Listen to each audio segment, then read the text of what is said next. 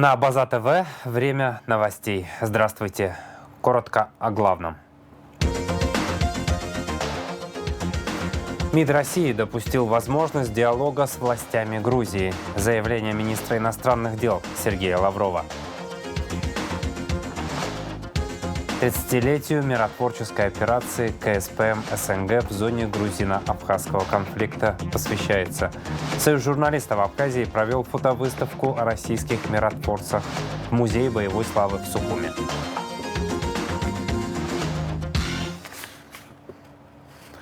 Начнем с международной повестки. Лавров допустил возможность диалога с властями Грузии. Москва может рассмотреть предложение Грузии о контактах, если такие поступят.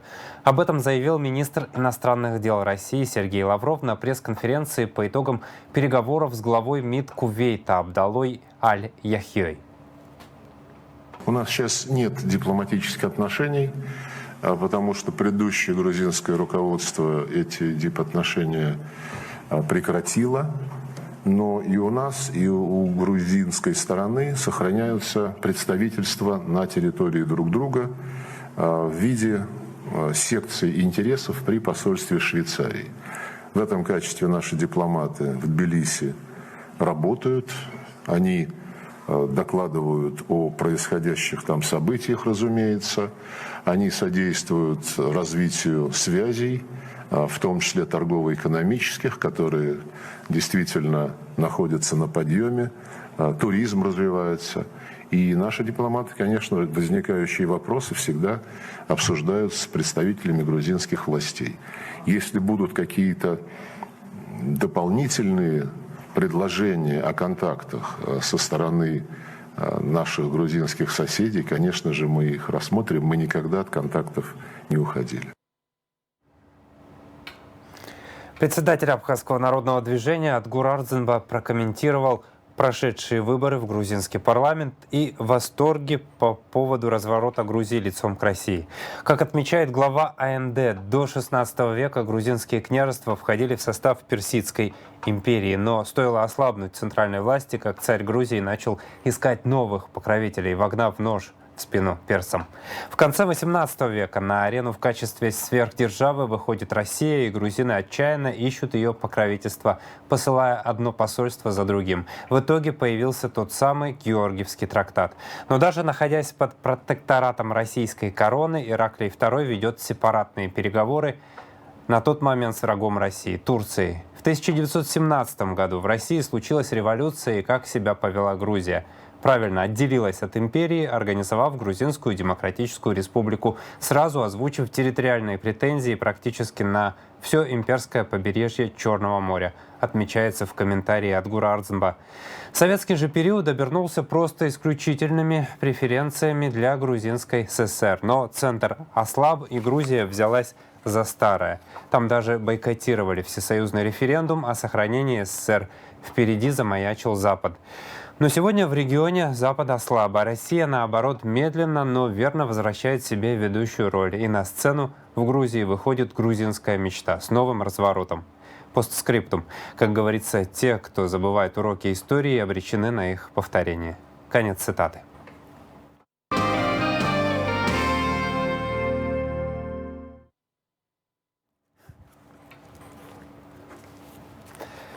Проект закона о республиканском бюджете на 2025 год. Постановление о введении в действие акцизных марок образца 2016 года на алкогольную продукцию и табачные изделия. Внесение изменений в закон республики о бюджете Фонда социального страхования и охраны труда на 2024 год и ряд других вопросов рассмотрят на очередном заседании Кабинета министров Абхазии, которое состоится в Сухуми в среду 30 октября. Назначение. Георгий Адлиба назначен прокурором Очимчирского района. Генеральный прокурор Адгур Агрба 28 октября подписал приказ об освобождении от должности старшего прокурора Управления по надзору за исполнением законодательства Генпрокуратуры и переводе на вакантную должность прокурора Очимчирского района советника юстиции Георгия Адлиба. Ранее занимавший эту должность Вадим Сабеки был освобожден от занимаемой должности в связи с поданным заявлением об освобождении по собственному желанию. В управлении госавтоинспекции МВД Республики Абхазия прошло отчетное совещание по итогам работы личного состава ГАИ за 9 месяцев текущего года. Смотрите материал пресс-службы ведомства. В управлении госавтоинспекции МВД Республики Абхазия прошло отчетное совещание по итогам работы личного состава ГАИ за 9 месяцев текущего года. В совещании принял участие заместитель министра внутренних дел, курирующий работу госавтоинспекции, полковник милиции Беслан Чкадуа. Весь этот период мы проводили ежедневно по городам и по районам рейдовые мероприятия на выявление водителей, которые садились за руль в алкогольном или в наркотическом опьянении, а также снижение на скоростной режим для наших водителей. Потому что два этих факта на сегодняшний день приводили к дорожно-транспортным происшествиям. За это хочу вам сказать спасибо. Как вы знаете, со дня моего назначения я перед собой лично и перед личным составом ставил задачу снизить аварийность на наших дорогах. Мы должны сохранить, насколько это возможно, жизнь наших граждан. Это наша функциональная обязанность. Также хочу обратиться к нашим начальникам ГАИ и привести статистику. Ранее по выявлениям именно направленным на наркотическое или алкогольное опьянение мы выявляли от 10 до 15 фактов водителей, которые нарушали по 119 статье. На сегодняшний день эта цифра составляет от 4 до 6 человек. В данном направлении мы будем проводить мероприятия в таком же режиме.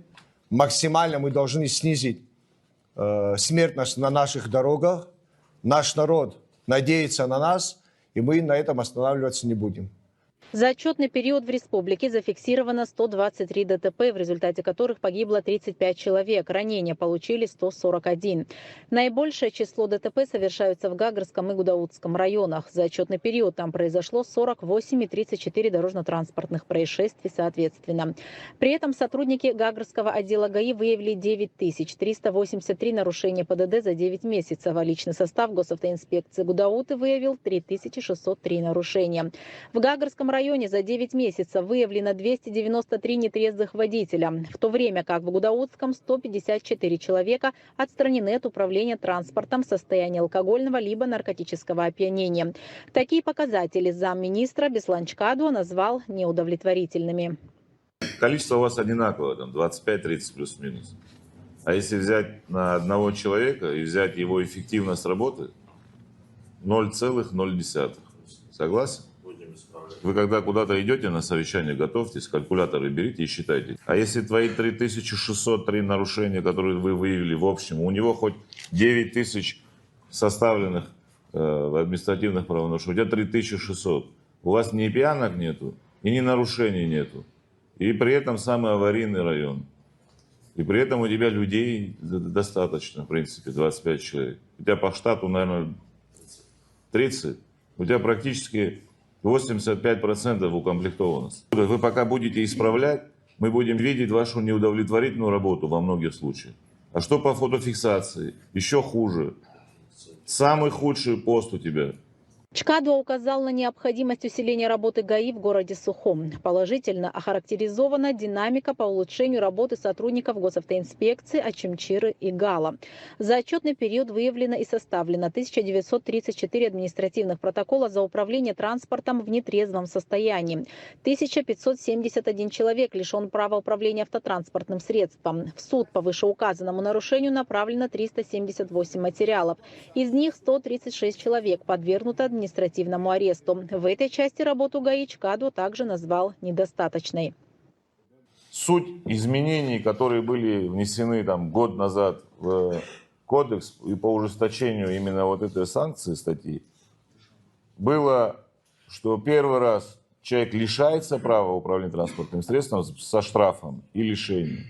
А второй раз, даже если он трезвый, подвергается административному аресту на 5 суток, если трезвый, и на 15, если пьян.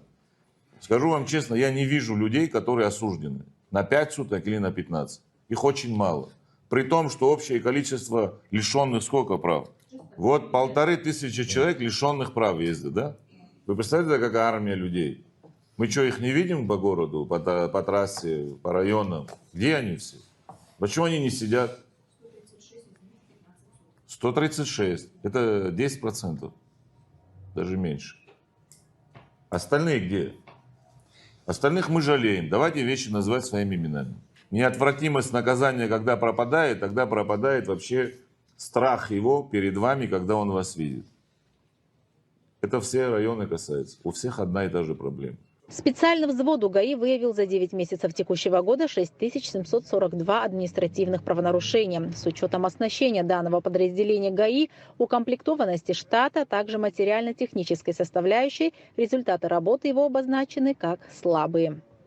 У вас есть машина, у вас есть бензин, у тебя есть люди, у вас есть зарплата. Да? Сколько получает в среднем твой сотрудник? 30 тысяч. От 30 и выше, правильно? Вы одеты лучше, чем все остальные. И условия у вас лучше, чем у всех остальных. Какой график работы у твоего сотрудника? С 9 до 40. Дима, у твоего сотрудника какой график? С 9 до... Ну, сутки он дежурит. Понимаешь разницу? Каждое утро, как и все руководители, мы получаем сводку. И мы видим, что такое 0 выявлений за сутки. И что такое 4 пьяных за сутки по всей стране. Когда вся страна в свадьбах, слава богу, есть такие мероприятия, и это хорошо, что люди празднуют это. Ну а вы где в это время все? Вы все районы. Кортежи проезжают от начала до конца зачастую. Нету района, где они не бывают, кроме восточной стороны. Вечером люди, 500 человек минимум свадьбы. Где эти выявления все? Где эти все нарушители?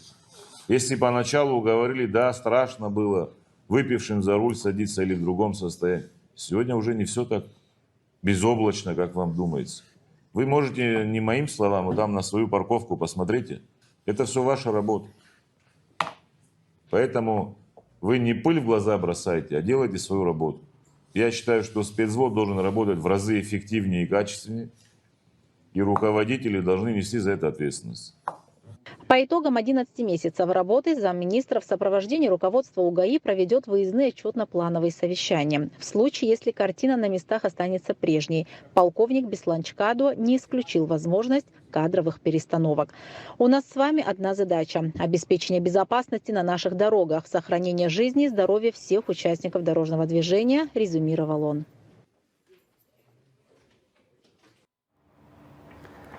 Фотовыставка, посвященная 30-летию миротворческой операции коллективных сил СНГ по поддержанию мира в зоне грузино-абхазского конфликта, открылась в Сухуме. «Голубые каски» — это 50 фотографий Владимира Попова, который освещал все 14 лет миротворческой миссии. Проект организован Союзом журналистов Абхазии совместно с Государственным музеем боевой славы имени Владислава Арзенба. Подробности в репортаже Марианны Котовой. «Голубые каски» — это 50 фотографий фотокорреспондента Владимира Попова, который освещал миротворческую миссию все 14 лет, с 1994 по 2008 год. Выставка – это первое событие в череде намеченных Союзом журналистов Абхазии по освещению деятельности миротворческой миссии в республике. И мы с сегодняшнего дня, с этой выставки, заявляем о большом проекте, о цифровизации всего видео, о цифровизации всего фото, о систематизации всего этого архива. При этом я еще со своей командой работаю над созданием фильма о миротворческой операции в зоне грузино-абхазского конфликта. И надеюсь, что вот к следующей дате, 31-й годовщине, мы успеем презентовать 2 больших фильма о миротворческой операции. Автор всех этих фотографий Владимир Попов. В качестве фотокора «Красной звезды» он сопровождал миротворцев практически всюду. Он сумел запечатлеть не только голубые каски и то, какие задачи они выполняли, но и людей в них, их лица, настроения и то, как воспринимали миротворцев жители Абхазии. Спасибо вам за то, что вы пришли и глядите, смотрите и, может быть, и любуетесь на эти русские лица, которые нам они после войны, какие мы, это был свет в этом царстве, да, порой темном. Эти лица были солдат, голубых касок. Это вообще было здорово. И была надежда на будущее. Надо держать эту марку русского человека и сегодня. Спасибо. Голубые каски ассоциировались с безопасностью и миром, даже несмотря на то, что у восточной границы было неспокойно аж до 2008 года. И мирные жители, и абхазские военные знали, что миротворцы свою миссию нести будут добросовестно, даже если вопрос будет касаться их карьеры. Люди, которые рисковали своими погонами. Это вот Павел Несторович Кузьмичак, который не допустил повторную агрессию со стороны Грузии в Гальском районе, и он взял на себя ответственность круговая оборона и десантники московские, которые являются резервными войсками президента России. Был приказ круговая оборона, и Павел Несторович это сделал, за это он лишился своих погонов, и молодой, сколько ему было лет, наверное, 40 тогда, и он остался, как говорится, но он герой. И все вот эти миротворцы, которые были здесь, кроме одного, они награждены все орденами Московского патриарха. По словам министра иностранных дел Сергея Шамба, российские миротворцы предотвратили грузинскую агрессию в 1998 году, когда была еще одна попытка атаки на Абхазию. Можно сказать, что эта миссия миротворческая тогда спасла наш народ от новой агрессии. Мы знаем, что и события, которые произошли в мае, это было 98-го года, когда новая попытка была, та самая провокационная совершена, и действия вот этих террористических диверсионных отрядов грузинских, которые нанесли много бед нашей стране и нашим гражданам, в том числе и миротворцам. Все это было бы гораздо в больших масштабах, конечно, если бы не было такой защиты у нас в лице миротворческих сил Российской Федерации. Как рассказывает Гарри Купалба, замминистра обороны тех лет, при поддержке миротворцев проходил переговорный процесс на самом высоком уровне. У абхазской стороны была возможность напрямую вести диалог с противником. Был такой переговорный процесс, четырехсторонние встречи в Гальском районе. И вот на этих четырехсторонних встречах была возможность выразить мнение абхазской стороны, скажем, выявить какие-то недостатки в работе, они всегда могли быть. И кроме того, вот имея какую-то оперативную информацию, мы имели возможность выезжать даже на сопредельную сторону, скажем, в Зугдитский район и на территорию, которая была подконтрольна на тот период времени, верхнюю часть Кадорского ущелья. Один из первых министров обороны Сосналиев Султан Асламбекович вылетал вот с небольшой группой офицеров абхазских в Кадорское ущелье, когда в 1994 году еще рассматривали вопрос ход выполнения Московского соглашения. С грузинской стороны фактически присутствовали чуть ли не первые лица государства, в том числе небезызвестные джабы и оселяне. Когда миротворцы несут потери, то миссия сворачивается. Но в Абхазии миротворческие силы СНГ, которые состояли из российского контингента, продолжили защищать мирное население и после потери 117 миротворцев, рассказал в своем выступлении посол России в Абхазии Михаил Шургалин. Коллективные силы стран СНГ формировались исключительно за счет русских военнослужащих, за счет россиян. И уже упоминалось здесь, что 117 из них погибли, защищая свободу, независимость, суверенитет Абхазии, защищая мирных граждан. Для миротворцев это исключительный случай. Миротворцы в таком количестве не гибнут. Как только гибнут миротворцы, миротворческие войска выводят. Но россияне стояли до конца и отстояли, и выполнили полностью свой долг. Выставка «Голубые каски» передвижная. 4 ноября ее планируется провести в городе Гал. Также все 50 фото вывезут в Сочи. Эти снимки – лишь малая часть эпизодов, попавших в объективы камер. Огромный архив данных, фото и видео будет оцифрован и издан. Цель – сохранить память и историческую правду о миссии российских миротворцев в Абхазии. Марьяна Котова, Сосрык Багухава, Абаза ТВ. А на площадке культурно-деловой платформы ГУМА во вторник вечером состоялась презентация проекта реставрации и реконструкции скита святого Иоанна Крестителя в селе Анхуа Гудаутского района. На презентации представлены проект соответствующей документации, визуализация 3D-модели проекта «Скита» святого Иоанна Крестителя, вид снаружи и изнутри, представили проект архимандрит Дорофей Дбар и архитектор Кама Каце. Продолжает свою работу международная музыкальная лаборатория «Конкурс Алисы Гицба». Сегодня в стенах Абхазской государственной филармонии прошел третий тур в номинации «Академическое вокальное исполнительство». В 10 утра открыла тур конкурсантка под номером 3, наша соотечественница, прекрасная Амра Варганджи. Затем на сцену вышли Хамперов Богдан, баритон Россия, Волкова Анастасия, сопрано Россия. В среду, 30 октября, конкурсные прослушивания будут продолжены. Члены Совета молодых ученых при президенте Республики Абхазия принимают участие в работе второго научного форума молодых ученых республики, который проходит в Сухуми 24-25 октября. Форум организован Академией наук Абхазии. Специалисты Академии наук Республики предлагают сохранить семена самшита и каштана на 50 лет и дождаться более благоприятного времени для восстановления этих деревьев. Единственный вид каштана, который произрастает в Абхазии, может исчезнуть, если не принять меры. Об этом в эфире «Радио Спутник» рассказал вице-президент Академии наук Сергей Бебе. Он также напомнил, что в Советском Союзе была создана семенная база мировой флоры. Ее предназначение заключалось в восстановлении исчезающих видов растений. Эту методику можно применить в Абхазии.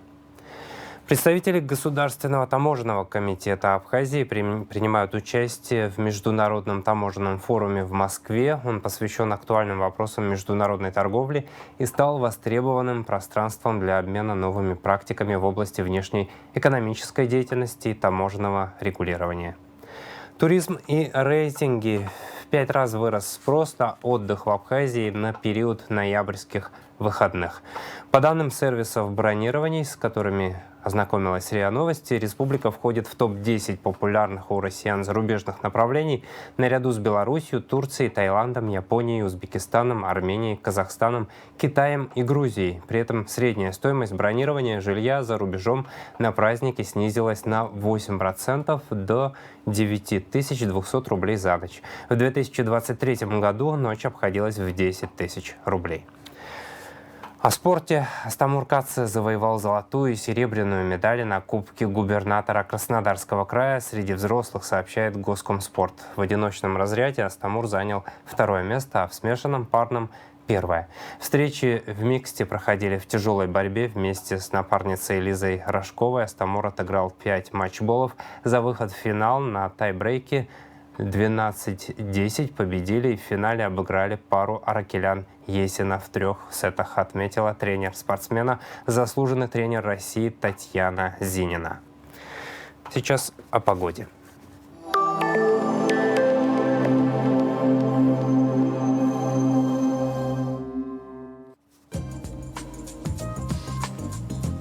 В среду 30 октября в Абхазии ожидается малооблачная погода без осадков, атмосферное давление 766 миллиметров ртутного столба, ветер слабый и умеренный, температура воздуха ночью от 5 до 10, днем от 13 до 18 градусов, температура морской воды 19 градусов, волнение морской воды слабое и умеренное, относительная влажность воздуха от 60 до 80%.